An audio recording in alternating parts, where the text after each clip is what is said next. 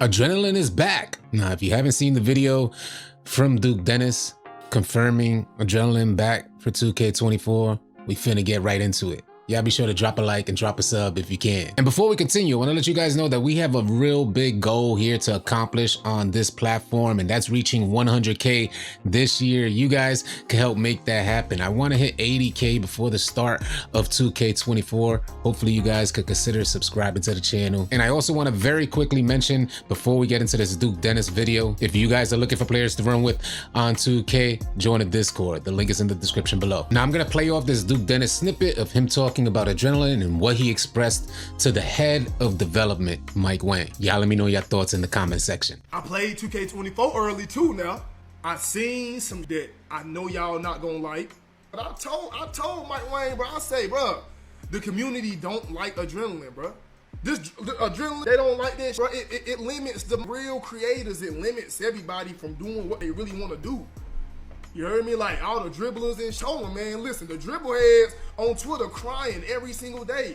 So after watching that snippet, what do you guys think about what Duke Dennis had to say about Adrenaline and addressing Mike Wang, telling Mike Wang that the community don't like Adrenaline, saying that the 2K dribble heads are crying every day on Twitter? And all of this kind of stirs up the pot yet again, because we just had this convo talking about the voice of the casuals and the voice of the dribble heads. And I just want to state this real quick. The dribblehead community is only a small portion of the entire 2K community. Casual players making up the good majority of 2K players. I believe everyone should have a voice. Everyone pays that $60 to $70 to $100, $150 now. Who knows, by next year we're probably going to be saying $200 or $300. So each consumer should definitely have a voice in what they're experiencing with the product they purchase. And I'm not trying to get all technical and act all high and mighty. It's not even about that. But I'll give you guys some actual facts, at least from my experience playing the game,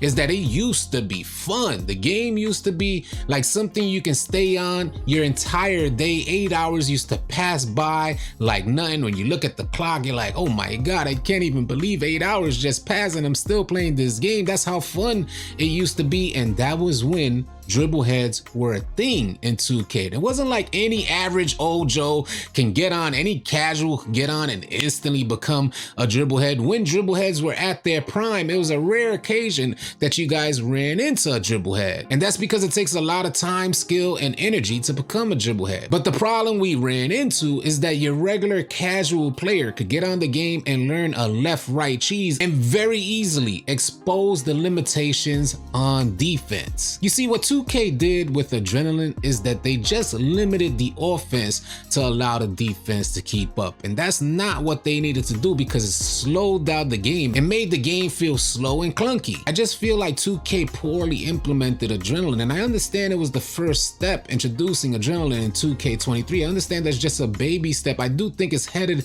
in the right direction, but I just believe that 2K needed to actually address the core problem. The core issue here is the limitations on defense. You didn't have to take anything away from offense. We could have had a super high speed, fun, and fluid gameplay, allowing offense to keep all their tools while just adding some additional tools for defense. And I just want to very quickly mention that Mike Wang, directly out of his mouth, is solely responsible for the development of dribbling and shooting. His words were, dribbling and shooting are his baby. So when changes come for dribbling and shooting like they did for 2K23, that's Mike Wang's doing. Now, I have been fortunate to run into a lot of new players that are like 1 or 2 years into playing 2K. And sometimes they wonder how we were able to get so many big crowds just watching players play the game. You go into the neighborhood and there's this super big crowd if you see a legend or a mascot and what it took to get there. You had crowds surrounding the courts out there in the park, but now the crowds are gone. Let me pose this question to you guys right now. Do you think Adrenaline is sustaining? Do you think it's the future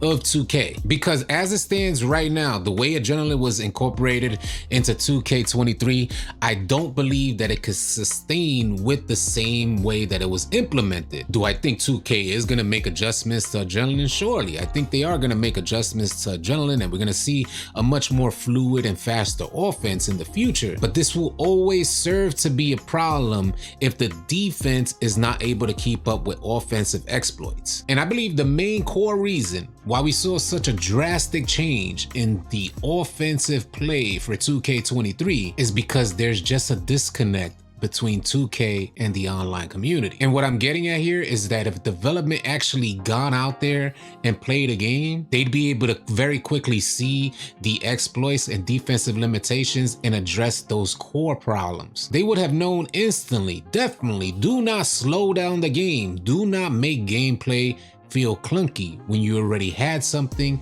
that was smooth and fluid. The left-right cheese would have never became a thing if 2K invested more of the effort into creating a better defense. You see, a lot of you players on 2K23 right now may think that you're like demons on defense. But I tell you one thing, if the offense was not limited by adrenaline bars in 2K23, a lot of you defenders that consider yourself elite right now will be getting dropped off. I'm all for giving dribbling back to dribbleheads. We can't deny it's super fun to see it happen. Nobody wants to consistently see somebody dribble the clock away, dribble their life away while you're just sitting in the corner. It's super boring. I definitely don't want to see that happen. But the key here is that it won't happen if 2K just increases the ability for defenders. Why can't a defender left-right cheese? If an offensive player can left-right cheese, why can't a defender be just as fast to keep up? The only way the left-right cheese would work is if the defender just made a wrong decision and went the wrong direction. The biggest problem with 2K is that you're trying to play, at least back in the day when you're trying to play against the left-right cheese, you're playing the correct direction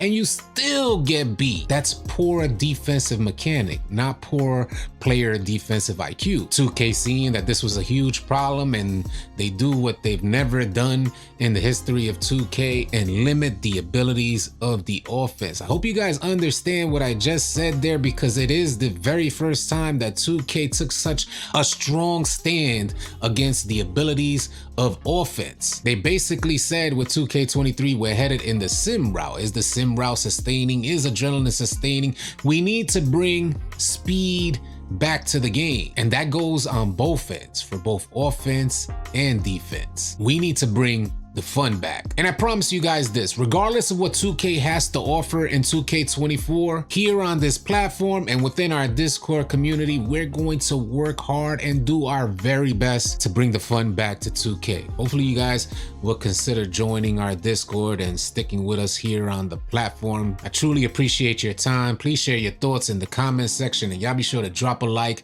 and drop a sub on your way out. Catch you guys on the next video or live stream. Easy, y'all.